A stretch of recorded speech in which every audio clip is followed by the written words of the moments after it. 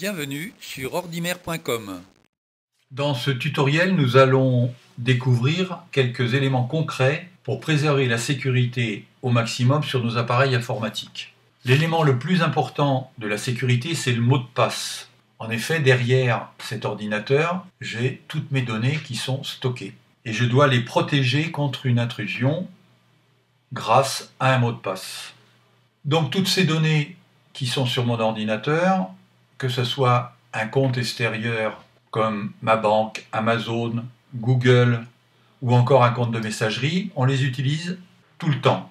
Alors d'abord au démarrage de mon ordinateur, j'ai cette page-là qui me permet de saisir mon mot de passe pour ouvrir l'ordinateur sur mon compte utilisateur.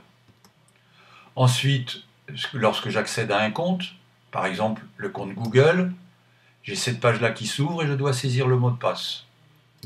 Si je vais acheter sur Amazon, j'ai encore nécessité de me connecter en rentrant mes identifiants avec un mot de passe. Et enfin, si je veux aller voir ma messagerie, j'ai cette fenêtre-là qui apparaît où je dois saisir un mot de passe.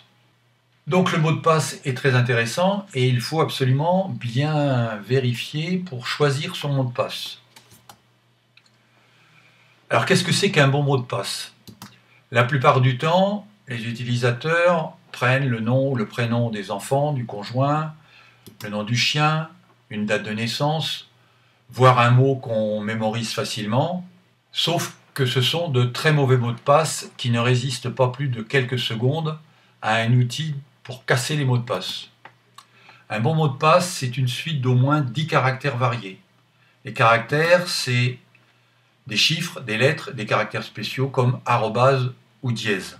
L'inconvénient d'une suite de caractères variés et aléatoires, c'est qu'ils deviennent difficiles à mémoriser.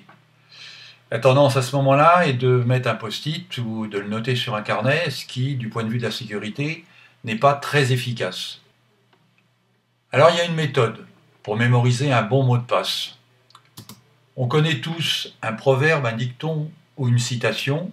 Eh bien, on prend ce proverbe ou ce dicton, on prend la première lettre de chaque mot. Par exemple, il faut tourner 7 fois sa langue dans sa bouche avant de parler, devient comme mot de passe IFTS, FSLDS, BADP. Voilà déjà un mot de passe beaucoup plus solide. On peut améliorer encore ce mot de passe si je mets à la place du S de 7 un chiffre 7 et que devant le chiffre 7 je remplace le T par un T majuscule et qu'enfin le A de avant je le remplace par arrobase, j'obtiens ce mot de passe là qui là devient un mot de passe très solide. Pour ça, on va le tester. Intel a créé un site qui permet de tester les mots de passe. Je vais donc saisir celui que nous venons de créer et il me dit qu'il faut 3200 années pour casser le mot de passe. Voilà donc un mot de passe qui est très solide. A l'inverse, si je prends un mot de passe relativement souvent utilisé comme un prénom, par exemple ici, je vais utiliser Philippe, et que je teste ce mot de passe, vous voyez qu'il me faut quelques millièmes de seconde pour casser le mot de passe. Le quatrième conseil que je donne, c'est de bien vérifier comment et où sont stockés les mots de passe. Sur un ordinateur, le mot de passe est stocké dans le navigateur ou dans la messagerie. On va faire un essai. Je veux accéder par exemple à un site de formation internet que le club Ordimer a souscrit. Donc je clique sur connexion, je rentre l'email comme identifiant et je mets le mot de passe. Et au moment où je vais me connecter, mon ordinateur, vous voyez ici, me propose d'enregistrer le mot de passe. La plupart du temps, on enregistre le mot de passe pour la bonne et simple raison, c'est que cela donne une grande facilité d'utilisation, puisque la prochaine fois, quand je reviendrai sur ce site, je n'aurai pas à ressaisir mes identifiants, le navigateur me les proposera directement. Alors il faut savoir que ce mot de passe, il est enregistré sur l'ordinateur quelque part. Tous les navigateurs stockent les mots de passe. Par exemple dans Chrome, si je vais ici dans la boîte à outils de Chrome, je vais dans Paramètres,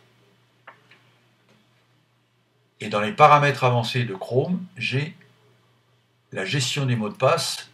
Et vous voyez que ici, j'ai le mot de passe du site que je viens d'utiliser. Et si je clique là, je pourrais afficher le mot de passe. Donc si un utilisateur non choisi vient utiliser votre ordinateur, il peut très facilement accéder à votre mot de passe. L'autre endroit où l'on peut stocker les mots de passe, c'est la messagerie, par la commande mot de passe oublié. Vous allez sur un site, on ne se souvient plus très bien de son mot de passe, et tous les sites vous proposent la commande mot de passe oublié. Si je clique sur cette commande-là, l'opérateur auquel je veux me connecter enverra sur mon email le mot de passe correspondant. Et la plupart du temps, cet email qui est dans ma boîte de réception, je le laisse et devient donc très accessible à un utilisateur extérieur. Donc le choix que nous allons devoir faire à chaque fois, ce sera de jouer la sécurité ou la simplification d'accès. Alors il est possible de répondre non à l'enregistrement des mots de passe par le navigateur. Il est possible d'aller voir dans sa boîte de réception et de supprimer les mots de passe qui sont stockés en réponse à nos sollicitations. C'est à vous de choisir le bon paramètre, sécurité ou simplification. Alors sachez qu'il existe des outils pour vous aider à garder vos mots de passe au secret. Par exemple, un logiciel comme KeePass gère très bien tous vos mots de passe et les protège lui-même par un mot de passe. Le deuxième élément, c'est l'utilisation des comptes sur Internet. On possède plusieurs comptes, Google, Amazon, fournisseurs d'accès Internet. La plupart de ces comptes, on y accède en mettant ses identifiants et puis on quitte le compte en fermant le navigateur.